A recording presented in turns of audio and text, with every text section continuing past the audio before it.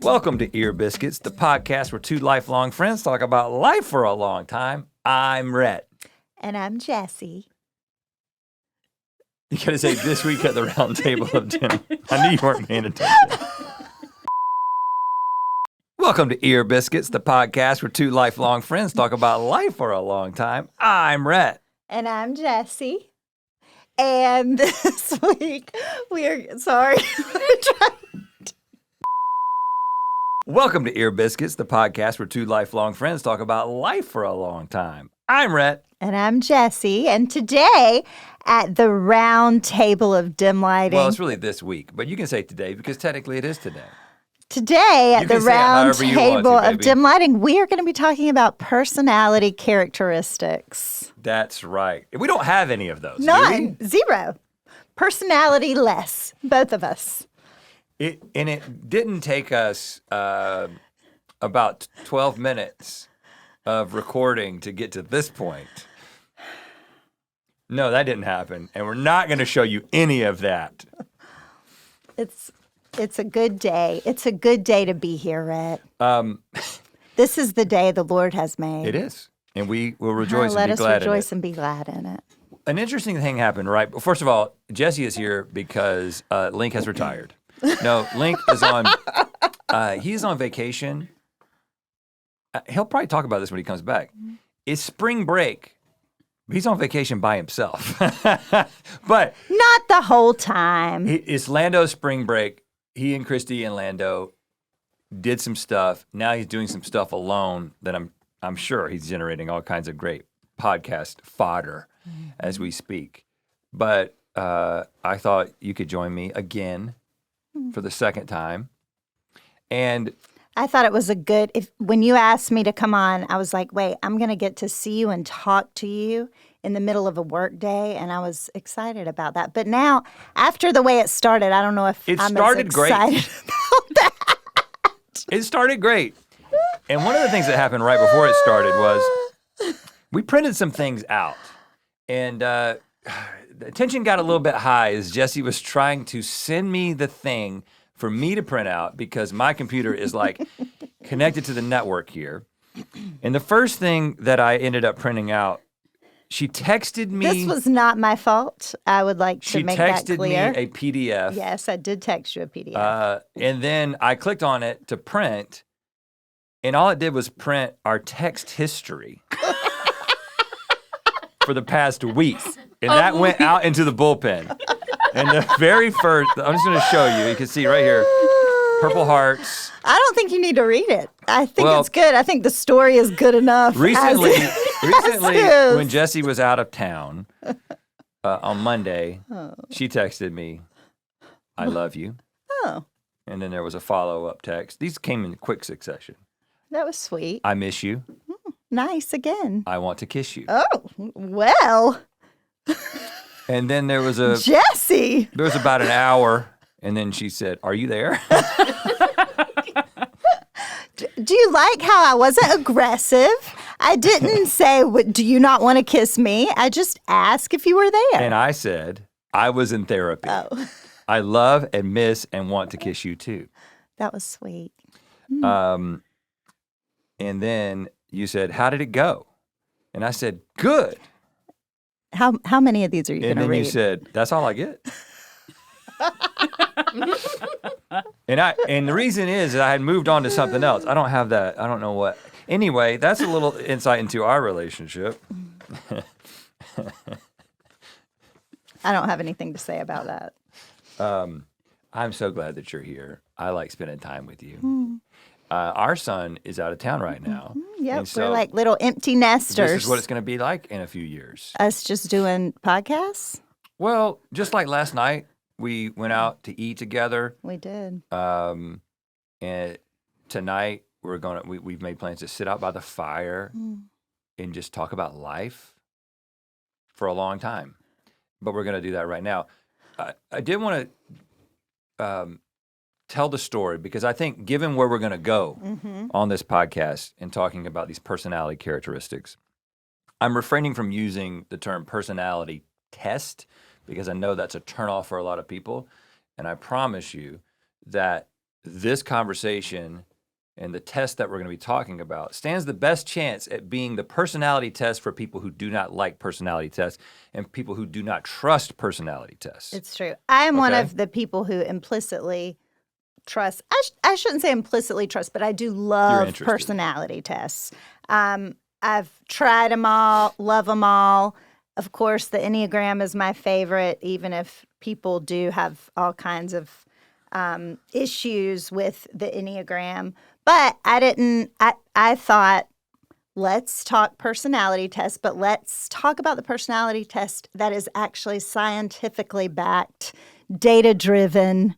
So people who value that, which I'm one of those people, will be cool with it. There's evidence-based reasons to believe that anyone can benefit from the conversation That's that we're right. going to have. But before that,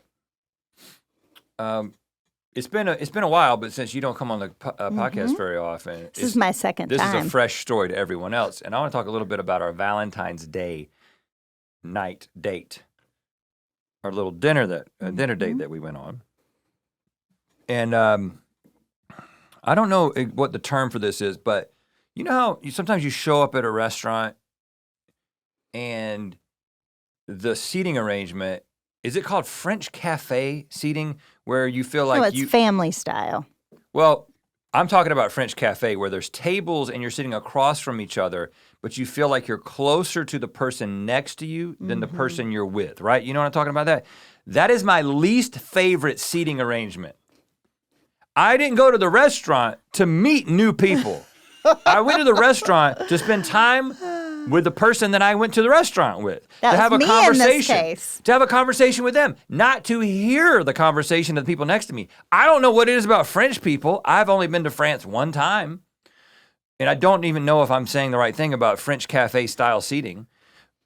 But y'all got to get, if you're a restaurateur and you are making your floor plan for how people are going to sit together, do not do that crap. Well, you get more people in. I mean, that is one of the reasons. More dissatisfied They're people. trying to make a buck, which is what one of the things restaurants are supposed to do.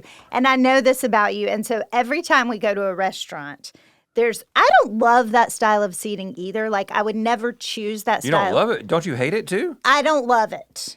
Well, I hate it. Right. I'm aware of that. And every time we go to a restaurant, I have like when we walk in, there's a little bit of like, uh-oh, are they going to put us besides, like very close to another couple?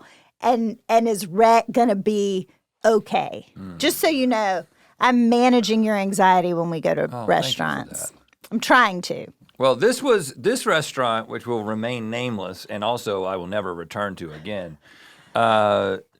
Maybe just not on Valentine's Day. Maybe that's specifically why this was the way it was. I didn't like anything about it. Okay. But the main thing I didn't like about it was they didn't just put us at French cafe seating. So you got to set it up. We walk in, we get into the front door. The outside was beautiful. Yeah. There was, a host and hostess who everybody was dressed up. Why are you laughing at that? You're really setting it up. I'm trying to, yeah. Everybody was dressed up. I'm painting a picture.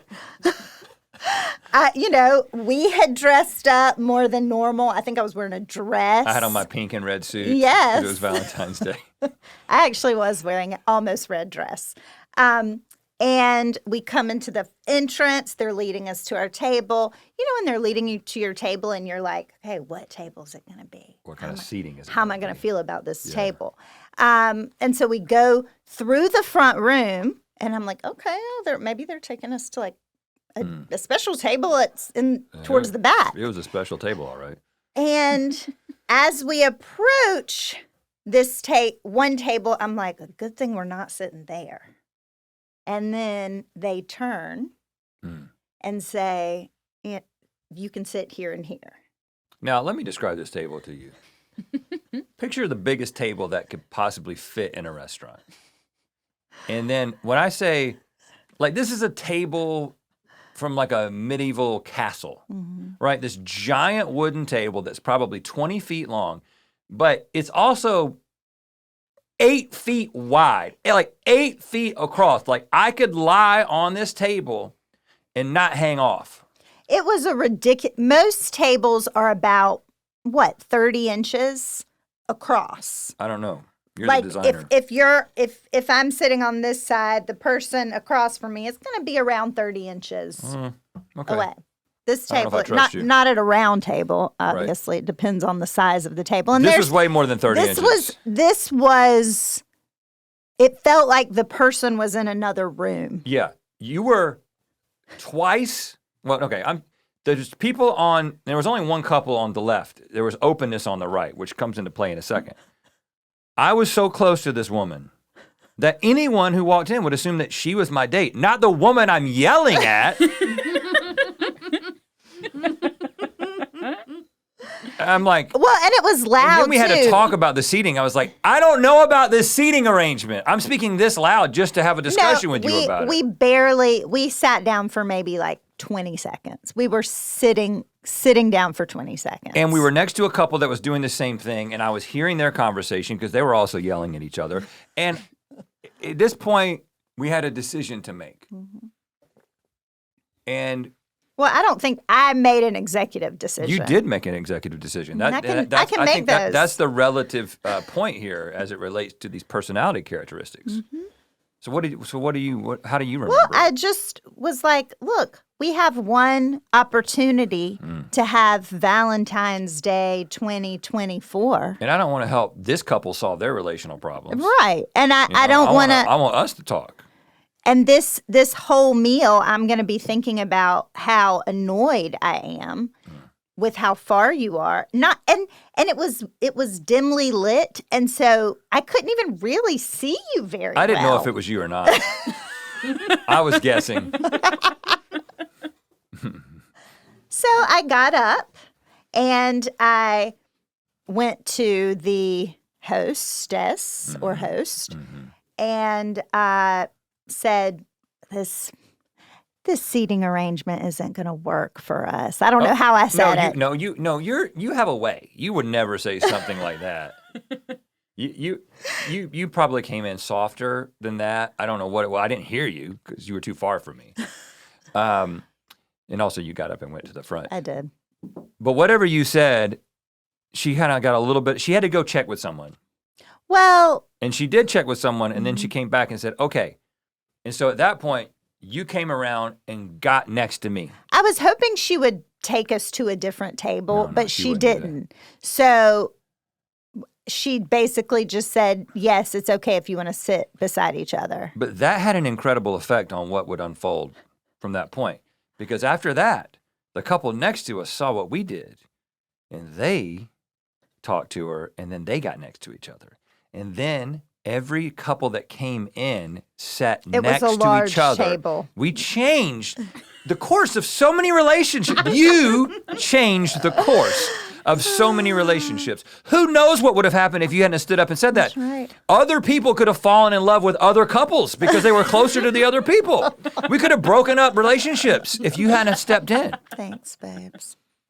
And the ironic thing about this is that based on one of your scores on one of these characteristics, you would not expect that you would have been the one to stand up and say something so quickly. You would have expected that I would have been the one to stand up before you, but I didn't, and that's interesting. And we're going to talk about that personality test, these characteristics that everybody has to some degree. In a second, but before we do that, I do want to remind you about something. I want to remind you about, yes, please act like you are very impressed by this, Jessie. Beautiful. This is the Epic Rap Battle Collection vinyl, which is exclusive to Third Degree Mythical Society members. Now, this thing, probably the most popular songs we've ever written and recorded and released on the internet are these Epic Rap Battles. Nerd versus Geek, Epic Rap Battle and Manliness, the original Epic Rap Battle.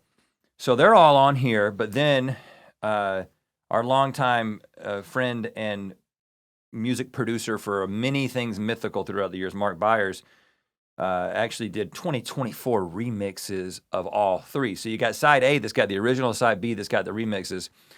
Again, We do a vinyl every single year over there on the Society. The only way to get it is to be a Third Degree Mythical Society member. You should sign up for a monthly membership before April 30th if you want to get this, mythicalsociety.com. Ear Biscuits is supported by NetSuite. Here's some quick math. The less your business spends on operations, multiple systems, or delivering your product or service, the more margin you have and the more money you keep. But with higher expenses on materials, employees, distribution, and borrowing, everything costs more. So to reduce costs and headaches, smart businesses are graduating to NetSuite by Oracle. NetSuite is the #1 cloud financial system, bringing accounting, financial management, inventory, and HR into one platform and one source of truth. With NetSuite, you reduce IT costs because NetSuite lives in the cloud with no hardware required, access from anywhere. You cut the cost of maintaining multiple systems because you've got one unified business management suite. You improve efficiency by bringing all your major business processes into one platform, slashing manual tasks and errors. Over 30,000 companies have already made the move, so do the math. See how you'll profit with NetSuite. Now through April 15th, NetSuite is offering a one-of-a-kind flexible financing program. Head to netsuite.com/ear, netsuite.com/ear, netsuite.com/ear. Ear Biscuits is brought to you by BetterHelp. You know what? It's spring now. I'm thinking about getting outside more. I'm thinking about being even more social. But you know what? You kind of got to figure out exactly how social you want to be. You got to think about your social battery, right? Because it can be easy to ignore our social battery and spread ourselves thin, especially with social gatherings picking up after the winter. Therapy can give you the self-awareness to build a social life that doesn't drain your battery.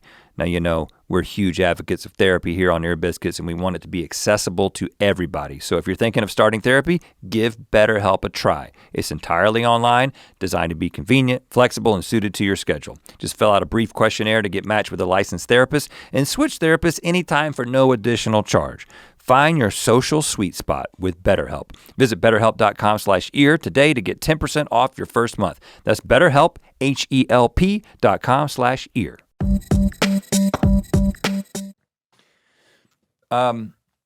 Why do you think that you are so interested in personality tests? It's a great question. We were talking about this a little bit yesterday. I don't really know exactly why. I think I'm fascinated by people. There was a time actually where I thought I might go back to school to be a therapist, but that didn't happen. We'll see. I mean, I guess it could still happen. But I like talking to people. I like hearing people's stories. I like talking myself, which maybe that's not a great idea if you're a therapist, to be a super talkative therapist. But yeah, I don't know. I think people are like puzzles, little things to kind of solve, which maybe that's not a great way to think about people. But I like knowing what makes people tick. Well, I think I'm into them. I'm not as into them as you are. You're not. I'm interested in them. Mm-hmm. And I think that, you know, obviously we've talked about the Enneagram quite a bit on this podcast, and I know that it's very polarizing because, first of all, there's a lot of people who just hear the name and think it's just like astrology or something, you know. And then it's not. But it is it is based on observations about people, and I do think that it has some really powerful benefits. Yeah, I mean, for me, I think it has helped me most just to understand myself, parts of myself that I would be kind of blind to, and to understand how I relate to other people and why other people relate in the way that they do. Well, to me, the thing that's useful about some of these personality tests that are not scientific, meaning that they don't really, they're a framework, right? Mm-hmm. It's a framework to kind of understand people, but the mistake or the one potential pitfall of traditional personality tests like the Enneagram, Myers-Briggs, StrengthsFinder, is that it puts you as an individual into a category. Mm-hmm. It gives you a number. And then you start thinking, I am that number, mm-hmm. or I am this collection of 4 letters that represent these things. And it can begin to, I don't know, you can take it a little too personally. You can shape things a little too much. Mm-hmm. But there is one personality test that scientists have observed is it's essentially a measurement of 5 different personality characteristics or attributes that everyone has to some degree. Like if you were to take any one of these characteristics, there would be a bell curve. There would be a distribution of the population. And what it does is through a series of questions, it places you on that bell curve for each one of these personality characteristics. So you kind of see how you compare to the average in this one area, and then what your score in that area might suggest, like what kind of observations have been made about people. Because there's been all these meta-analysis and, all these studies, observational studies that have been done based on all this data that's been collected, where people are like, oh, if you score high in this, it actually correlates to this thing scientifically. So we're going to talk about, we both took the test at Truity.com, not a sponsor, but they have like every one of the personality tests. And if you want your full report, you have to pay for it. So that's up to you. There might be a place to take this for free. There's lots of places. I've taken it multiple places. There are lots of places you can take it for free. Of course, I wanted to get the most information I could about it. So, I did pay for the full report. I'm sorry to admit.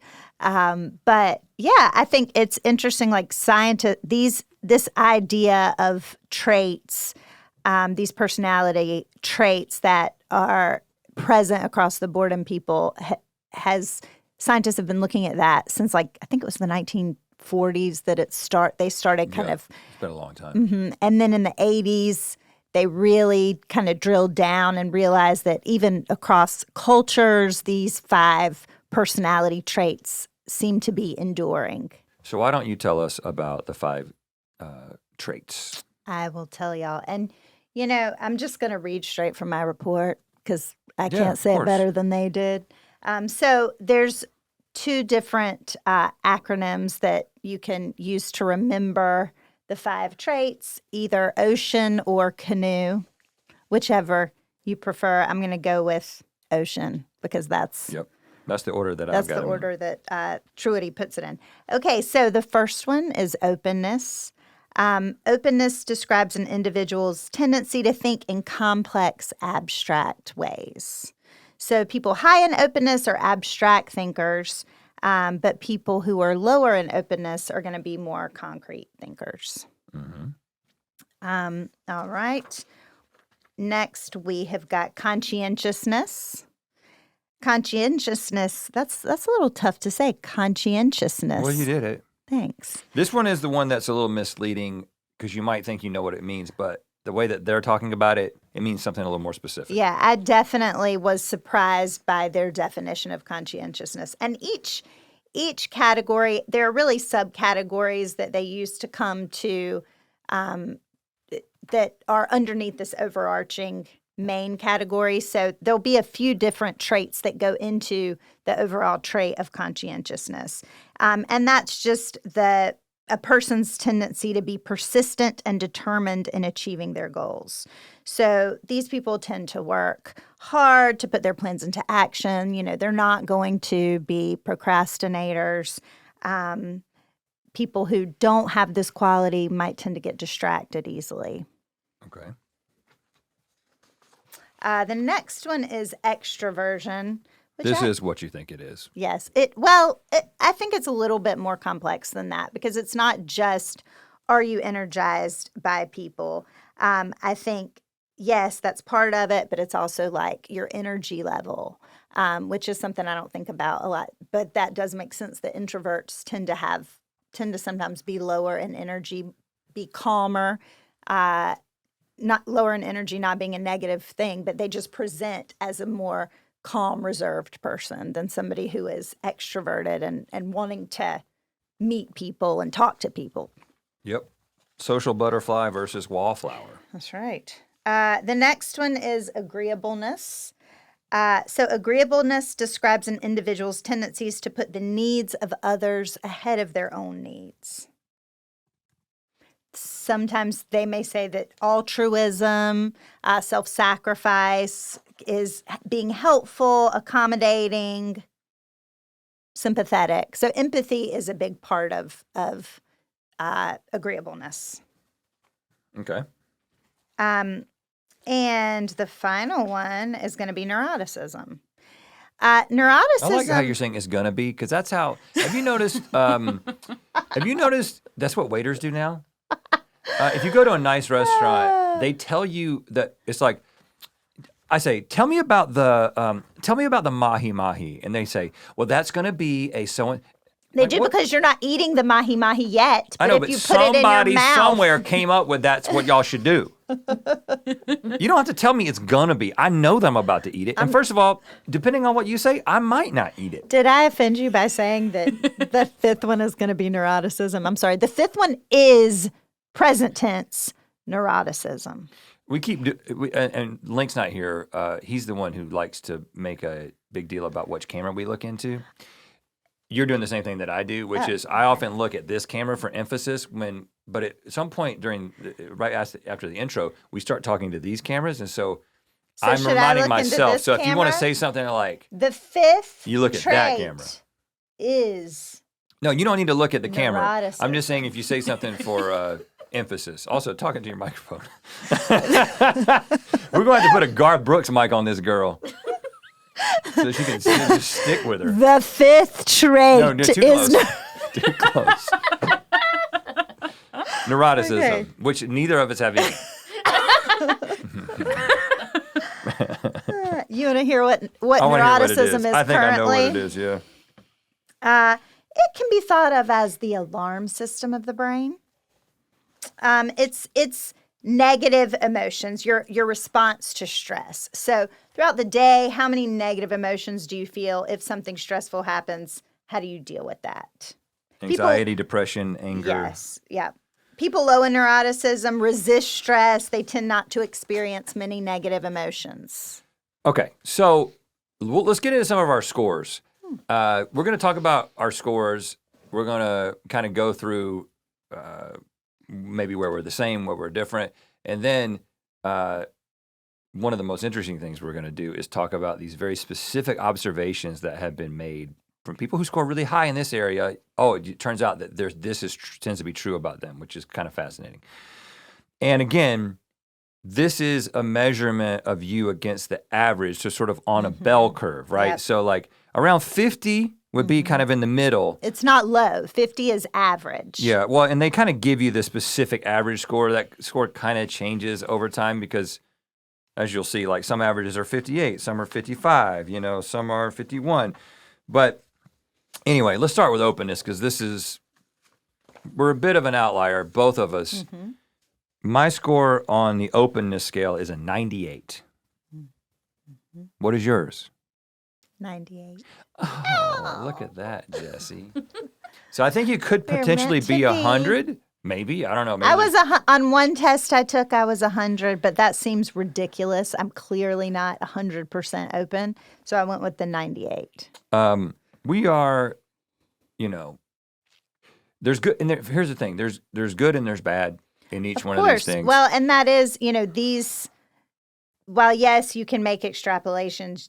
These are not supposed to be positive and negative. There's not like a value judgment. This isn't a score, and I have to remind myself of that as a competitive person. It's like, I got a 98 on the first one.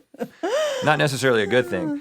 But if you want to characterize it in a way that sounds positive, people who are high in openness are comfortable with abstract ideas. Mm-hmm. They enjoy talking and thinking about theories and concepts, even if the concepts are unproven. Mm-hmm.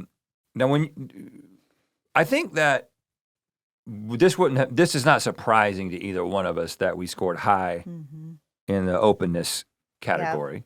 Yeah. Yes. It's about the networking of the brain and how connected ideas are. And, this is something very interesting as it relates to ADHD, which I definitely have. My therapist has said I absolutely have it. I'm not medicated for it. You do not have it.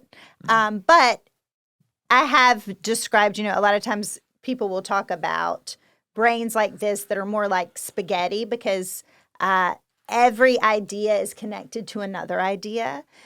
And that's why sometimes you might I might have trouble telling a story because like this is not really about ADHD. Openness has nothing to do, is not about ADHD, but in my mind, they're connected.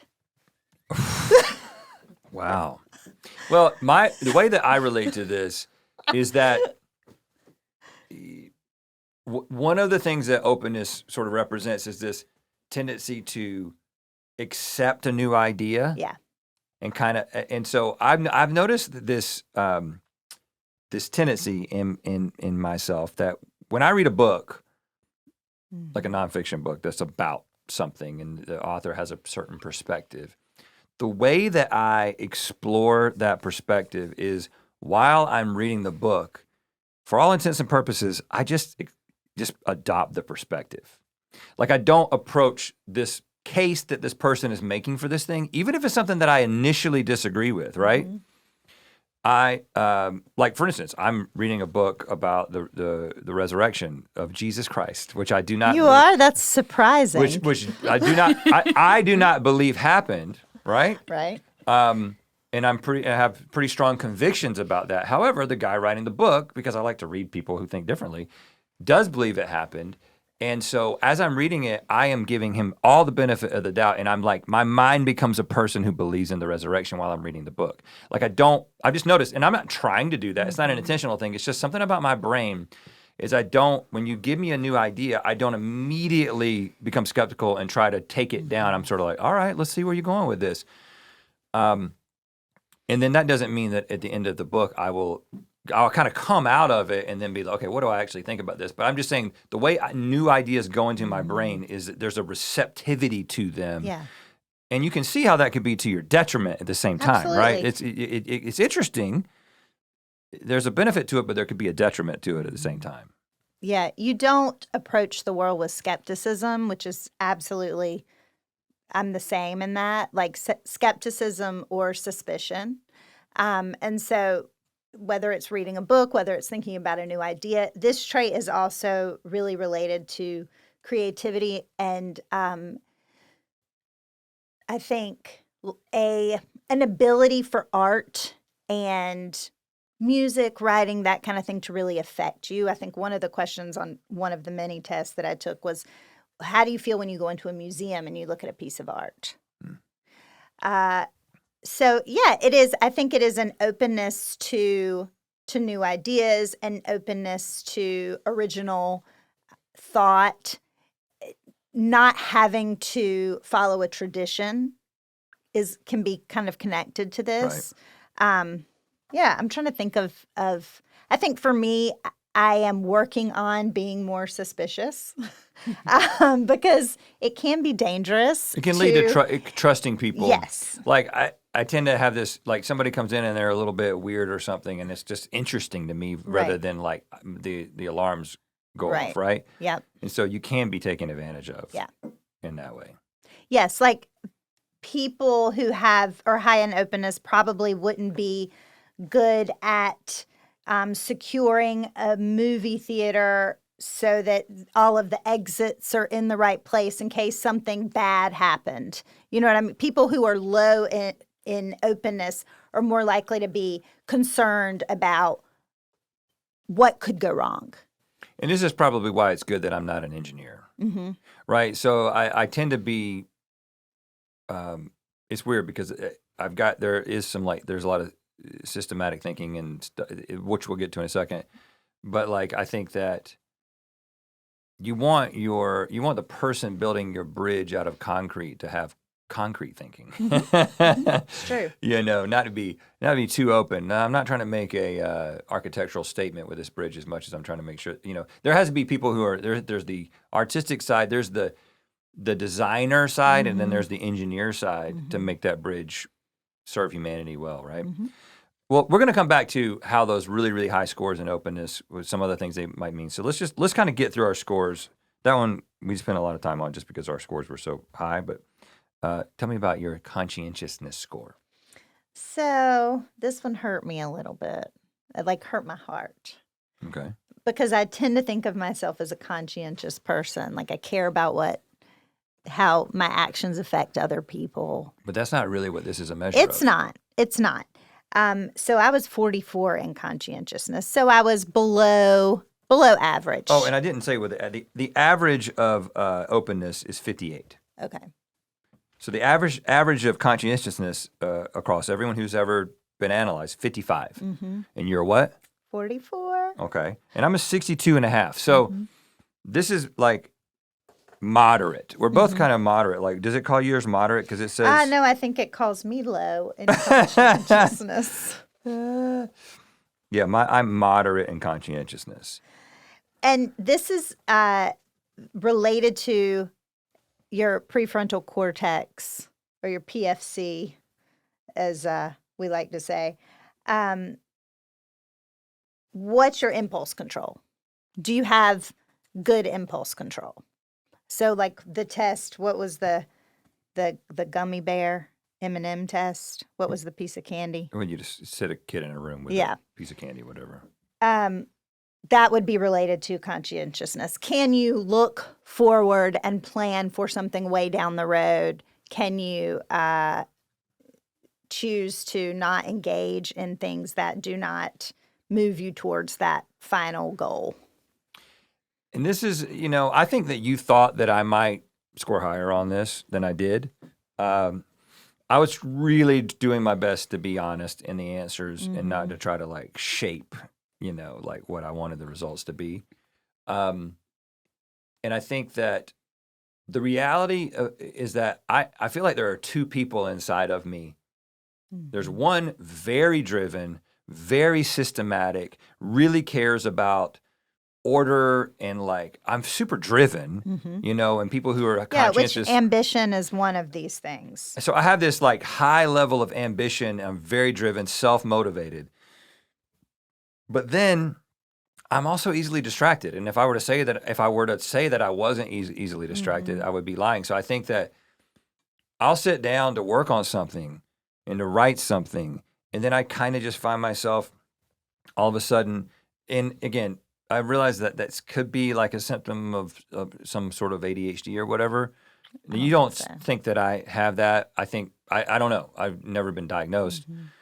I'm able to usually get back to the task at hand, but I do get kind of bored with kind of zeroing in on one thing, and my interest takes me to a different place. And so my conscientiousness can only, I also cannot say the word, can only be so high because of that tendency to kind of get distracted. And also, this is like people who are super organized. I'm not, I'll make a lot of lists, and if you ask me to like come up with an outline for something or come up with a strategy for something, I'll spend a lot of time coming up with really, really developed strategy for things. I can do that kind of thing. But if you ask me to organize a drawer, I hate it. So, and I think you're the same way. I don't mind organizing a drawer. I think I'm very easily distracted. I don't think my ambition is low, and I think most people who know me would consider me dependable. But I do think like I can be disorganized if it's not something I'm interested in. Like, where did that receipt go? I have no idea. And that's one of the reasons that when I started my business, I knew the first thing I had to do was hire somebody who could help me out with administrative stuff, which that's why, I hired Lindsay. If something is important to me, I will be dependable. I will be determined. But I think things that in my heart I haven't like really committed to, it's a little bit harder for me to make them happen. Yeah. Okay. Let's get to one that we have a pretty stark difference in. Extraversion. Mine's really low, right? Mine is a 44. The average is a 51. Yeah, I think that's something that people are usually surprised about you by, because of your GMM persona.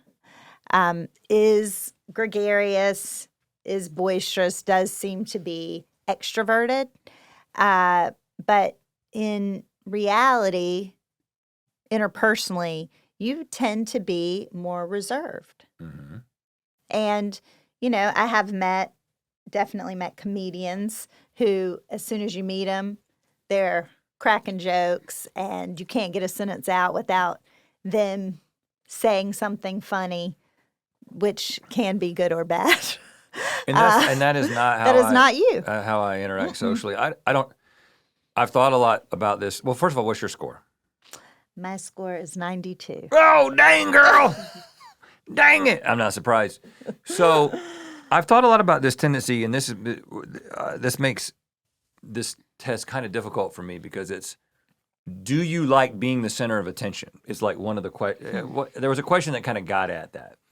And this is such a complex question to me because professionally, yes. And socially, no. Like I don't like if I go to a party, like I kind of fade into the background a little bit. I don't try to be the life of the party. I am not the life of the party. But I am drawing attention to myself for a living. I don't have a problem with getting up in front of a large crowd and trying to be funny. And I don't have obviously Link and I have done that together for a really long time, but I don't have a problem with doing that by myself. Like, right, I love doing it with Link. I love doing it by myself, whatever. And it was funny, the way you described it when we were talking about this on our walk the other night, you were like, you like being the center of attention on your own terms. And that's true. That was insightful of me. Like if you give me a second to, like, if it's one of those things where, even if it's something as simple as it's Thanksgiving Day, and everybody's like, we're going to go around and everyone say what they're thankful for. It's like, I tense up. I think the average person probably tenses up a little bit. Me, who can get up in front of a couple of thousand people and be funny and not have a care in the world, get nervous about saying what I'm thankful for in front of 12 people on Thanksgiving. I'm still trying to get to the bottom of what that is. But Interesting. because it feels like it's not like, well, somebody else came up with this idea and I'm having to respond to it and I'm having to say something in this moment versus I'm going off into a corner and writing this routine and like having this idea of what I'm doing. I love giving a speech, because I can like plan it and I know like you're supposed to be paying attention to me right now. I'm not vying for your attention. When I have to vie for attention, there's something that breaks down. It's funny because I wouldn't think of it as vying for attention as much as I would more of an interpersonal nature to that. Like if you're standing in a small group, you're kind of welcoming feedback. You're looking directly at facial expressions. Not that you're not doing that, I guess, from stage, but it does feel much more interpersonal in a small group than it does if you're performing. Less performative and more interpersonal. But I think there's one of the things that illustrates the stark difference here is the way we interact with an Uber driver. Okay? So, if I'm... Are you about to throw me under the Uber? No. It can be a wonderful thing. I do not like to talk to the Uber driver. If they start talking to me, I'm like... I'm nice. I'm not an asshole to them, but I kind of don't want. And I know you can like set that conversational preference, but because I'm a people pleaser, I don't set the conversational preference. Like I don't say no conversation because I think maybe I'll get a bad rating, and I'm always competing. So then I just don't talk. But you, Jessie, you make like a lifetime connection with somebody. Like we know everything about this person and they know a lot about you by the time we get to wherever we're going. Not always, but I would say most of the time. I think it's just like if there's a person, a whole ass human being sitting there driving the car that I'm putting my body into, then it seems like I should acknowledge them and interact with them. And that there might be something like ultimately selfish about that. Maybe they don't want to be interacted with. No, I mean, in my experience, they do. They love you. And if we're at a party of people that we don't know And we'll often we'll not stay together the whole time we're at a party, right? Mm-hmm. And I will see that you're talking to somebody, and I'll go up, and like I feel like I've only been away from you for like 8 minutes. And the thing that you were talking about when I get to this conversation is like, she's already talking about that. She's already talking about her, deconstruction or what's something kind of heavy, or the person, and more often than not, is like, this is why you could have been and maybe should have been and maybe will be at some point a therapist, because these people just open up to you and just begin talking about, I'm like, wow, y'all already talking about that? And I'm getting caught up. And then she's like, I already told her that. She already knows about your story, blah, blah, blah. And I'm like, well, first of all, play it a little closer to the chest, baby. I don't know if we should trust this person. But that combination of openness and extroversion means that you go for it in those conversations. Yeah, and that, again, not always healthy. Like, clearly, you can't trust everybody. Everybody doesn't need to know your life story. And one thing I really am trying to be, like, you and I are, in some ways, so entangled is not the right word. And enmeshed is also not the right word. Well, Connected. I'm fine Connected. with that. I'm fine with that. I'm fine with being enmeshed with you. I think I pretty much know what I can share and what I can't share. But like, even with our kids, I'm trying to really, really be very careful about, okay, is this yours to share? And I think I do keep confidences and that kind of thing. But just in general, I'm trying to, like, I've talked about this in therapy, why do I need to immediately start sharing my life story with somebody? Like, what is that about? Is that a need for affirmation? Is that a need, like, what am I looking for there? And maybe it's just a really desperate need for connection. I don't know. I feel very connected. I think I have a rich life in terms of friendships and connection and that kind of thing. Oh, yeah. But I do like to connect. You do, and you know what? I feel like I benefit from this quite a bit. I benefit from your extroversion, and I benefit from Link's extroversion as well, like in social settings. And I take full advantage of those things. It's like, well, I don't want to start a conversation, but they will. So I just kind of come up and join, and then decide if I want to leave. I have quite a system. So yeah, I mean, like just recently, I saw Link was talking to Quavo at an event, and I was like, well, I'll go up and see what he's talking to Quavo about. And literally, as I arrived at the conversation, he was like, so what kind of pillow do you use? And Quavo looked at him like, who is this guy? No, but then he answered, right? Or no? He basically said, whatever pillow is there. The same answer that I have. And Link was like, well, I travel with my own pillow. It's a cylindrical pillow that's got buckwheat in it. That doesn't sound like Link. Well, that's what he sounded like to Quavo, trust me. Anyway, but again, I'm not going to go up to Quavo.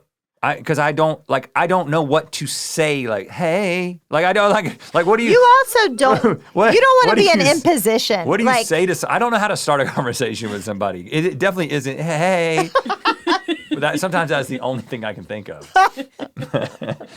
I know you can go up with a question, but again, I haven't had to develop this skill because the people that I am closest with in all my social situations are always there to start conversations. Well, maybe the next party we go to, I should purposefully leave me on my own? Shut my mouth. No.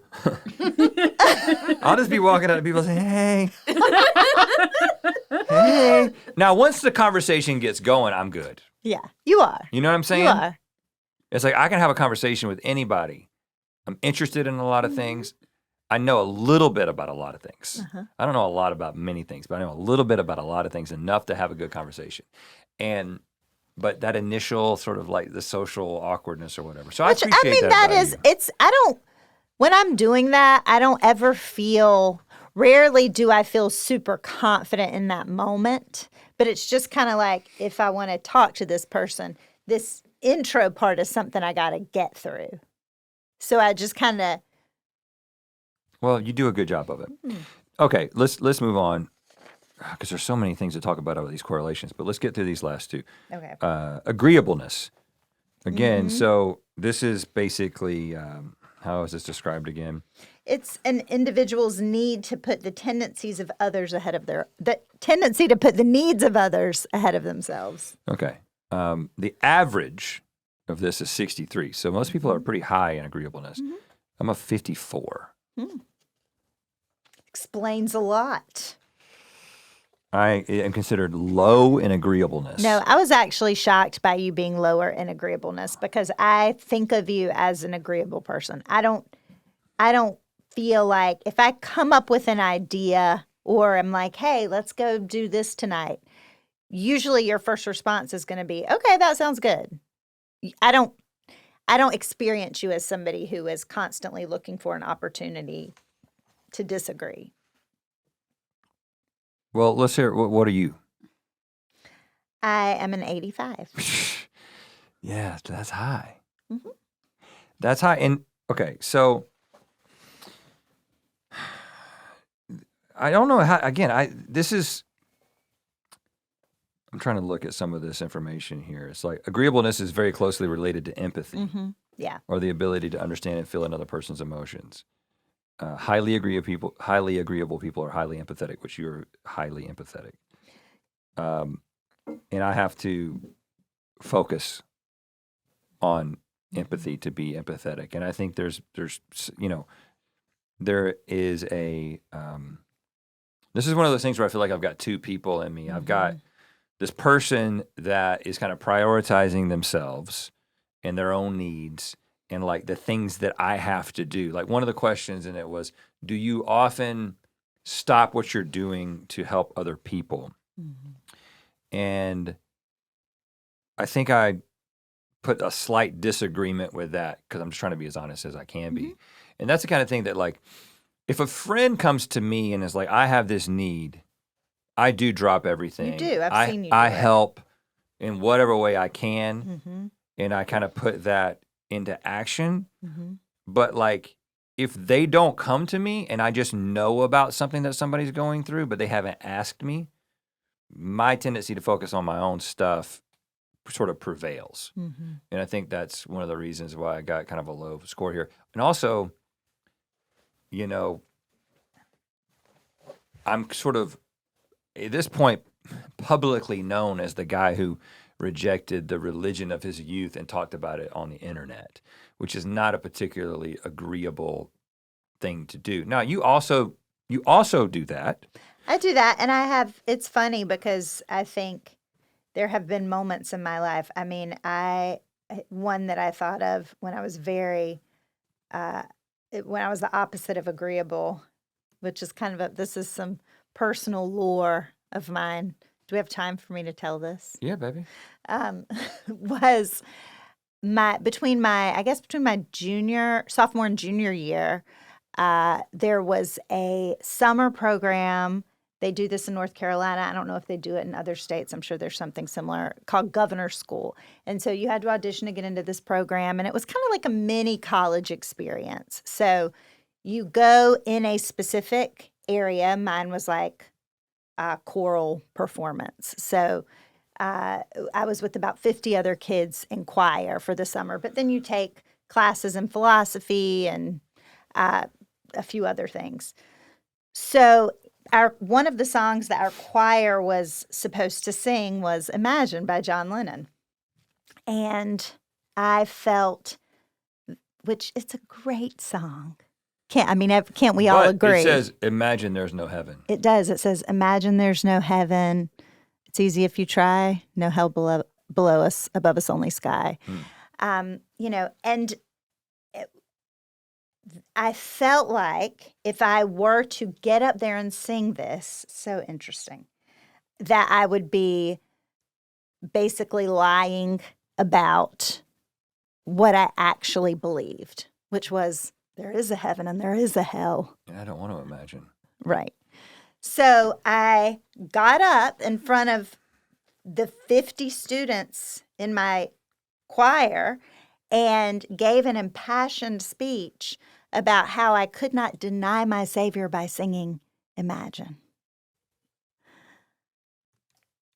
And looking back, I mean, I'm embarrassed, but Well, I'm also, that was who I was. you stood up for what you believed in. I did. And so there is, while I am 85% agreeable, sometimes I will strongly disagree if I feel like it is counter to who I am.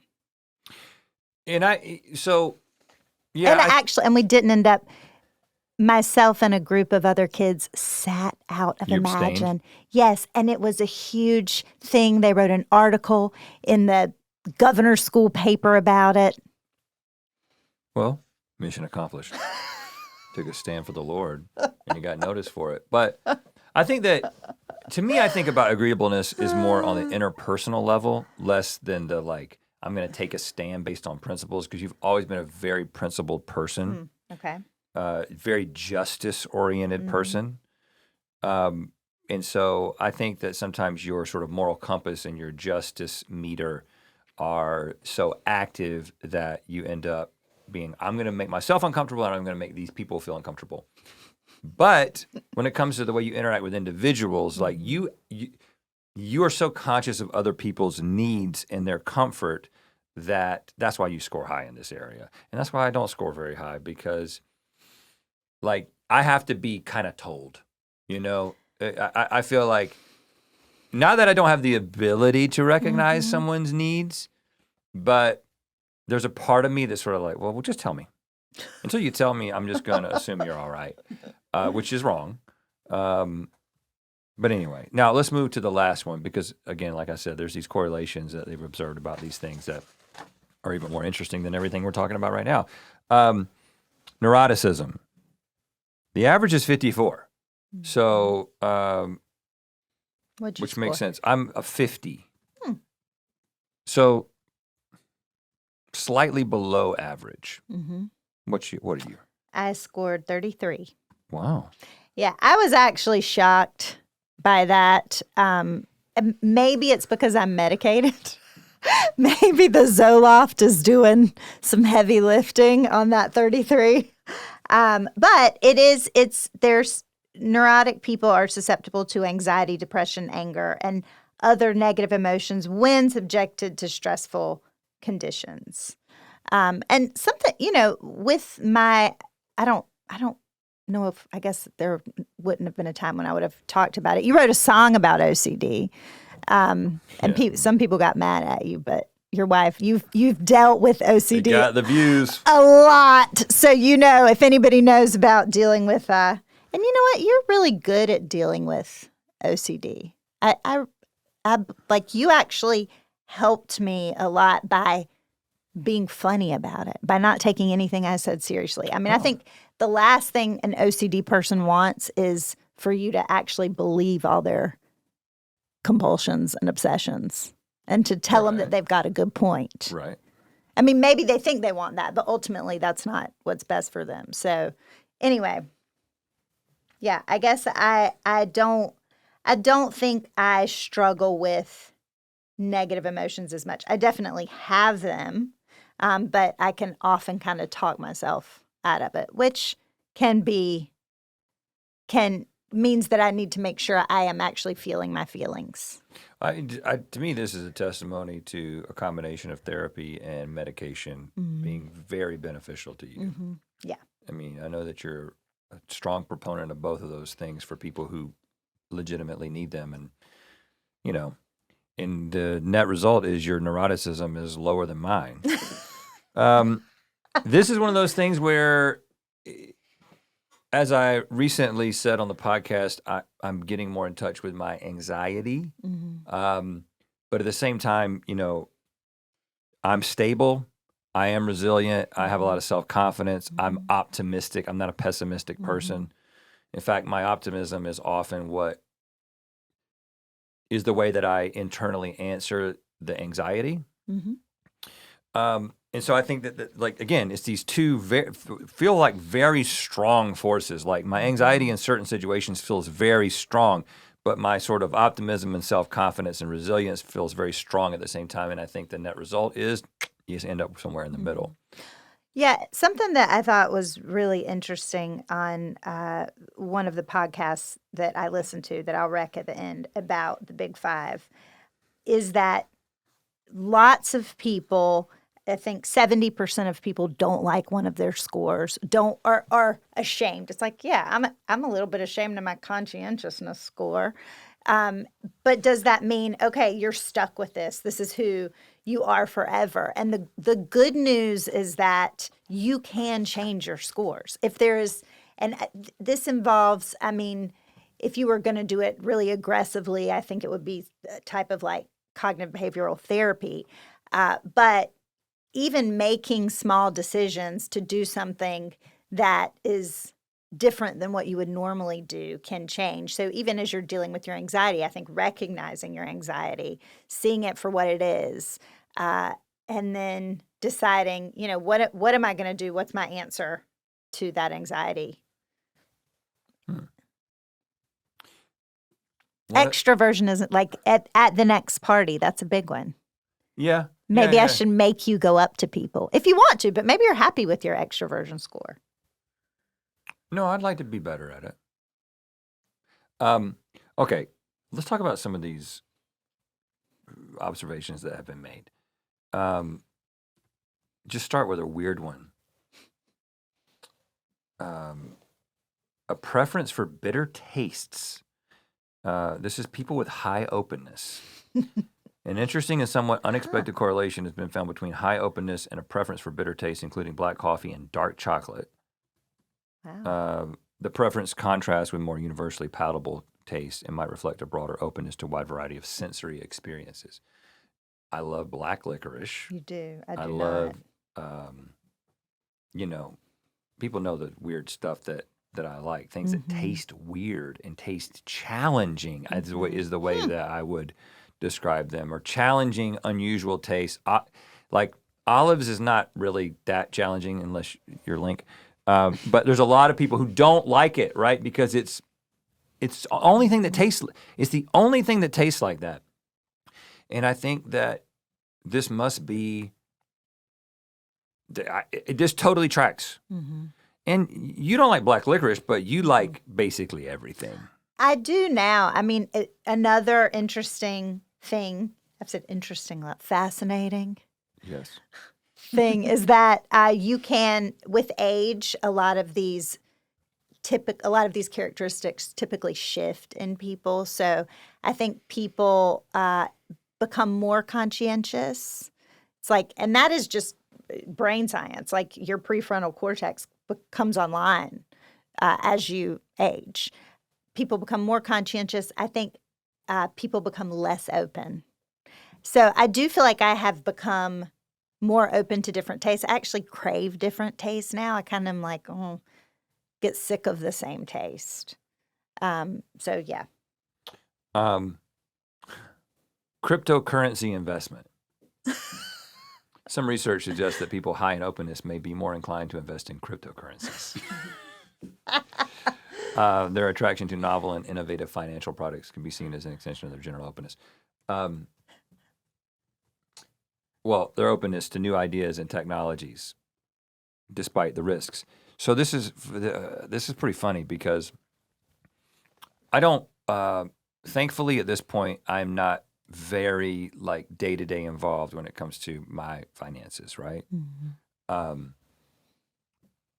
But when everybody started talking about crypto a couple years ago, I felt this compulsion to be like, I need to understand this, and I need to get in on this. And because that is on me to do, and the people and like the people who help me with my finances are like really fiscally conservative people who, like, when I asked them a question about it, they were like, we may invest in some cryptocurrency technologies that help, on the investment side. But in terms of just buying individual different cryptocurrencies, like if you want to do that, that's something you need to do on your own. And because for my own sanity and also because of the things I want to actually spend my time on, that is a big barrier for me to be like, I'm going to be on my phone on some app or whatever. But eventually I did figure it out. But I figured it out so late that it was like 1 month before the bottom completely fell out. So it didn't go well for me. But that was it's funny because I think it's good to know these things about yourself because it's just like a new shiny idea. Like, okay, AI starts getting pretty scary and everybody starts talking about it. And then immediately I have this tendency to want to, well, where can I use this in my life? What do I need to do about this? Like I just have a receptivity to it is my first instinct versus a skepticism and a sort of an alienation. But this also relates to values and beliefs, which this might explain one particular event in our lives. Individuals with high levels of openness often hold unconventional beliefs and values. They might be more questioning of traditional norms and more receptive to new and diverse ideologies. This can extend to religion, politics, and personal values. So again, the way that I often like retrospectively tell the story of my deconstruction and deconversion is that like, okay, it was, and I try not to oversimplify it, but it was like, it's characterized by primarily a search for the truth and the discovery of these things not being true, which I still believe to be mostly the case, but I also am more willing to admit that like our brains are limited in their capacity to determine truth, but I can definitely see that like this tendency to be open, like I was obviously open to the idea that what we had sort of gone so hard at for so long and given ourselves so fully to might be wrong. Yeah, I mean, I think it explains a lot of the cognitive dissonance I felt as I would lay in bed from a very early age, trying to wrap my head around the problem of evil or how God could send most of the world to hell. And I knew what I had to believe, what I was supposed to believe, and I kept trying to make myself believe it. And I think I had convinced myself that I did believe it. But in the same way, looking back again, hindsight is 20/20, but looking back, in the same way that my OCD always felt like it was almost something outside of me, didn't really feel like me. It was like a voice that I had to listen to, even though it didn't feel like it was authentically me. I think some of those, the more stringent or more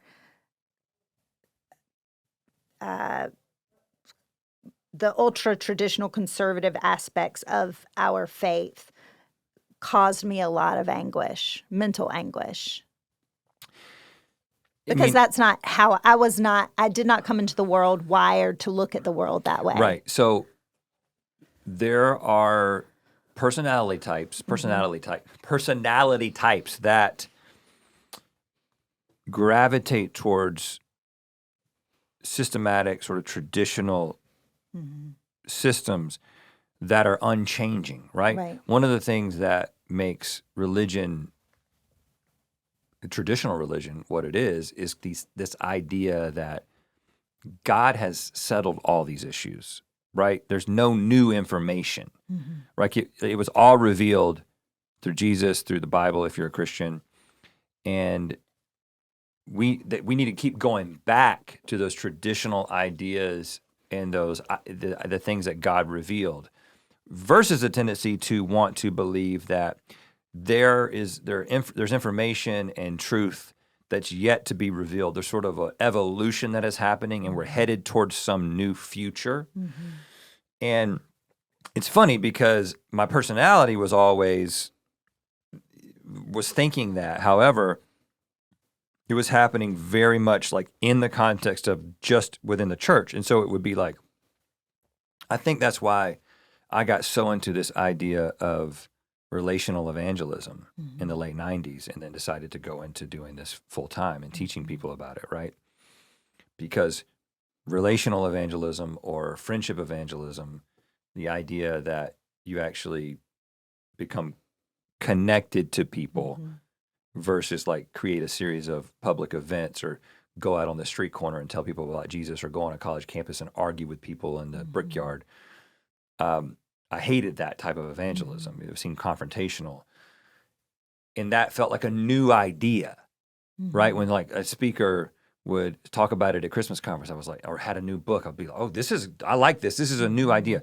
Those new ideas lived within the context of this sort of unchanging religion.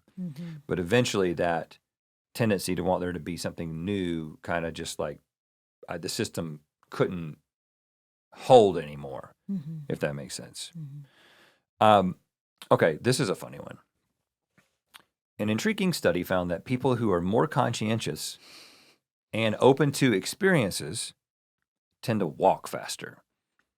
Now, walking speed is a point of contention in our relationship. Why don't you tell us your perspective on that, Jessie? Well, why don't you tell the people how tall you are, Rhett? They know. That might help. They know. I know you've never mentioned that before. It's actually 6'6" 3/4. It's Okay. listed 6'7", some And places 6'6", How other places tall? 2 meters. How tall is the wife that you love and married? The wife of your youth, your bride, who's sitting beside you. She's not very tall. I'd say 5'3". 5'3", in between 5'3" and 5'4". Oh, let's say 5'4". Okay, 5'4". It's better to my point for me to be 5'3". Okay. So inherently in our heights, there's going to be a difference in how fast we walk because your legs are longer and you can cover more ground, even though for somebody who loves science, you refuse to admit that truth. I don't know what the studies show about tallness and the speed of walking, but I tend to think that a lot of tall guys, while they are tall, they sort of move like gentle giants. And so it all comes out in the wash. Like I think if you go to an airport and you just independently observe people walking, I don't think all the tall people will be walking faster. I just don't believe it. No, but they are covering I understand more they have the ground. capacity to go faster. But think about it. The fastest people in the world, you go to like the 100-meter dash, it's not a bunch of 6'7" people. Maybe it should be. I mean, Usain Bolt was actually really tall for a sprinter. So anyway, you can see this is a point of contention because I walk faster than my wife. And it's not my height. It's the fact that we're both open to experiences, but I'm a little bit more conscientious than you. Well, you win. That's what it is. Congratulations. You get the fast walker prize. I think that there should be, what we should do is we should start our own test, and it's just the walking speed test. And all you got to do is you just press a button on your phone, and then you walk. And then it tells you how fast you're walking and then where you land in the average. And I know that you're like in the like single digits. Okay, if I go to the airport with Link, he's walking faster than me. I have to keep up, with him. I feel like I'm kind of ambling. And I'm like, oh, he's going for it. And so I like try to catch up with him. If I go to the airport with you, I feel like I have to stop, look backwards. Sometimes I have to walk backwards.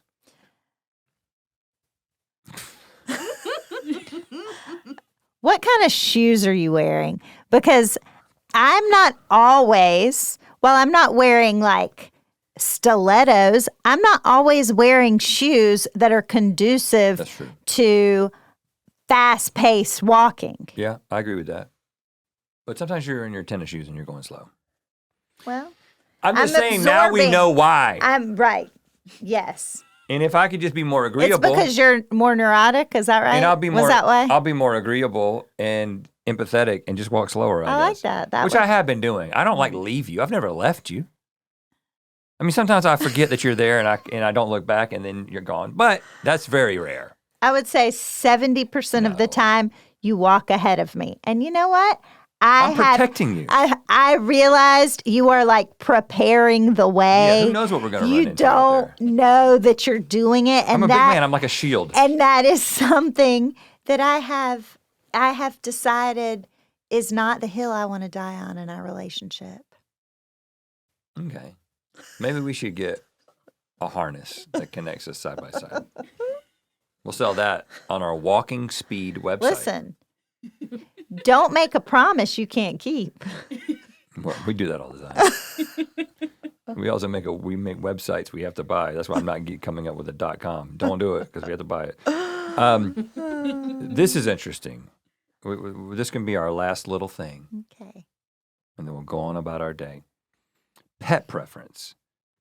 A study shows that dog people are about 15% more extroverted and 13% more agreeable than cat people. So you are extremely high in both of these, and you are a really, really big dog person.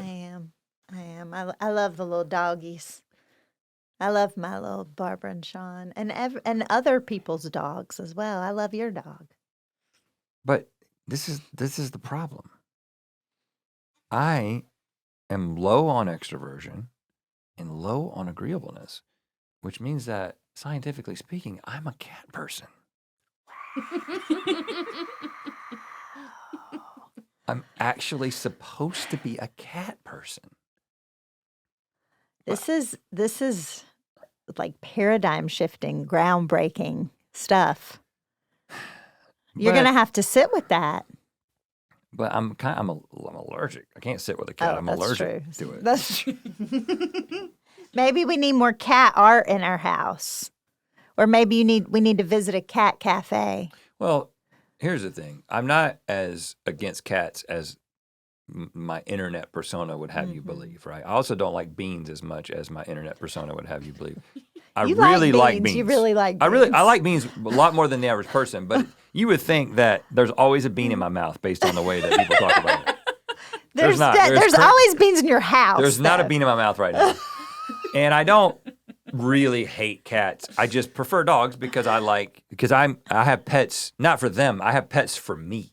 Right? I have pets for what they do for me emotionally. But you are all about those kittens. When we were in North Carolina and we went to that sofa store. And I love kittens. They're not cats. Sofa manufacturer. And they happened to have a stray cat who had a little, what's a? Litter? Thank you. Yeah. Because they're just trash. I'm kidding. I love kittens. I love kittens. That's a delayed response, Bernie. I love kittens. Yeah, they had a litter of kittens, and you were picking up those kittens. I made an overture. The gentle giant that you are. I made an overture. Is that the right word? I extended an olive branch to a cat in our neighborhood, and then he died. Well, he went missing. We don't know if he died. No, he became a meal for a coyote. That little orange cat that would come out and he would greet us, and I would pet him. You love that cat. I love that cat. Mm-hmm. So I think that maybe that's where I'm heading. Maybe I'm heading to be a person that can start conversations. I'm heading to be a person who walks slowly, has a cat. But the allergy thing is a real problem, though. It is. It is. Yeah, you can't. There's nothing you can do about that. It's not like an intense allergy. Well, but our son has an intense cat allergy. Yeah, he does. So there you go. You're off the hook, babes. Okay. And I'm headed towards being a person who is more organized, who plans ahead, who is super, super driven. And like you said, that is one of the things that has been observed about all of these traits is that you can change them. It takes intention. Yeah. So answering, going to one of these sites, taking the Big Five personality test, being as honest as you can, and then taking a look at the scores, it just lets you, I think anything that gives you this sort of sense of who you are and who you are in comparison to other people, not to like compete, but to kind of know like from a self-awareness standpoint, like this is how I show up for people. Yeah. I may not realize that this is how I'm showing up for people. For me, I would have always said to you, probably up until my late 20s, that I was extroverted because I was kind of always signing up for stuff, and I'll lead this or I'll do that, and without any hesitation. But I wasn't really stopping to think about the way I actually was interacting with people socially. So you can learn stuff about yourself, and then you can have an intention to change it if you so choose. Do you have a rec for us? Oh, yeah. The podcast that, one of the podcasts I listened to, that was one of the initial reasons I wanted to talk about this today. It was Science Versus. They have an episode on personality tests, but they focus on the Big Five a lot. And there's lots of, they're always great about citing their sources. Is that the one where they talk about the origin of Myers-Briggs and how it's not scientific and how they came up with it? I think they talk about some of the frustrations people have or reasons that some of these other personality tests are not as scientifically rigorous or scientifically rigorous at all as the Big Five. That's a great podcast in general. It is. About any subject that you might be interested in. They probably have talked about it. Well, thank you for joining me, Jessie. Thanks for inviting me, Rhett. I like being this close to you and not having to shout at you across the table. Yeah. But next time, let's do it without microphones. No, we're going to get you a Garth Brooks mic. So you can do whatever you want. You can go wherever you want. Thanks for listening. Remember, we want you to be a part of the conversation. You can call us at 1-888-EARPOD1. And we appreciate it if you enjoy this podcast. It helps a lot if you go and rate it and review it wherever you listen to this podcast. We'll talk to you next week. Hey, Rhett and Link. New fan here. Somebody really great turned me on to you guys, and I listen to you every single day. The good thing about being a late to the game fan is that I've got years and years of content to get caught up on, and I just love it.